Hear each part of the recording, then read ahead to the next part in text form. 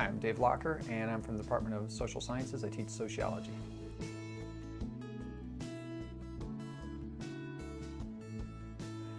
Necessity. I developed a class about 20 years ago about cults and could not find a good textbook. It's an unusual class. There aren't that many classes on cults. And the first year or two that I taught it, I found a reader that had some reasonably decent articles in it. And I used that, and the students weren't particularly thrilled with it, and neither was I, and it became outdated pretty quickly.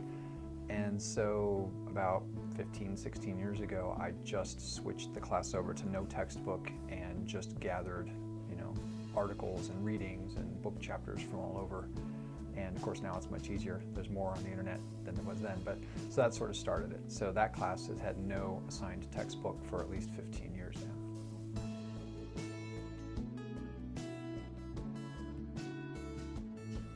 Well, I use Blackboard for all of my courses, whether they're on campus or online. And this particular class, cults, I teach it online more often than on campus. And so everything's in Blackboard.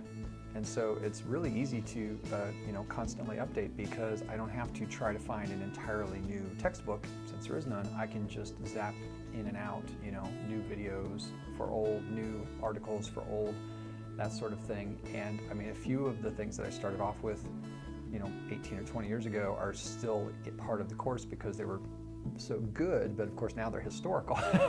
But everything else, just sort of gradually rotates out. So it's nice. It's like being able to replace one chapter at a time, in a textbook. And if I had an actual textbook, I wouldn't so much be able to do that. And so now I have another course that I built entirely this way from the beginning. No attempt to well, again, I took a shot at finding a textbook, and there wasn't anything that I really liked. And so it's all sources I pulled from all over the place, and it's so much easier now, to find things. And so it's, I don't know, I haven't counted, but dozens of articles and at least dozens, maybe hundreds of videos are part of the course. And I can replace any one of those at any time, which is nice.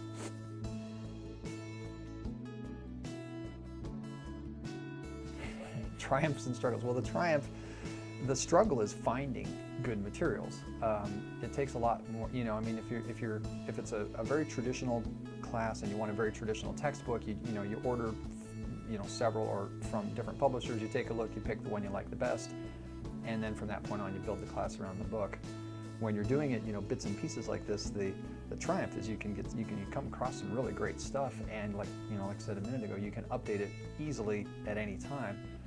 The struggle is finding the good stuff in the first place. You have to wade. My experience with the way I do it is I have to wade through a lot of not great stuff in order to find the gems, but once you find the gems, it's nice.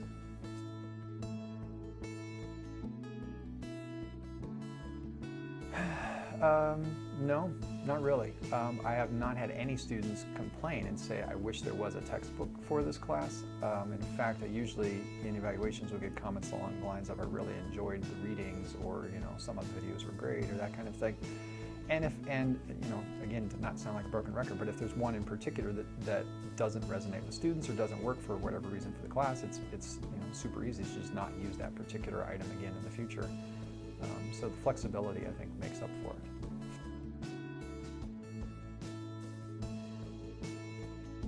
Well, the only bad is a textbook gives you a structure to follow, for better or for worse. And so if you're going to do it the way I'm doing it, which is just gathering resources from, the four corners, you have to know exactly what you want to do with the class, and then you have to figure out what you need to get it there. So it's sort of the reverse process from, the old way was you got a textbook, you looked at the table of contents, and you sort of built the syllabus around that. This is the exact opposite. So it's more work at the front end. But like I said, from that point on, it's much easier to fine-tune things as you go and that sort of thing. So it's a trade-off.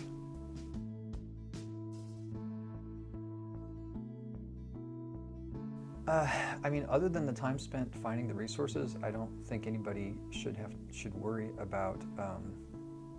I'm not sure why anybody would hesitate, because if you know what you're doing, which we all do, and if you have expertise in your field, which we all do, you should be able to pretty easily, well, easily may not be the right word for it, it's easy to figure out which sources are good and useful and which ones aren't. It's a little hard sometimes to find those because there's so much out there. YouTube in particular is difficult. I mean, I have spent an entire day searching YouTube and come up at the end of the day with nothing.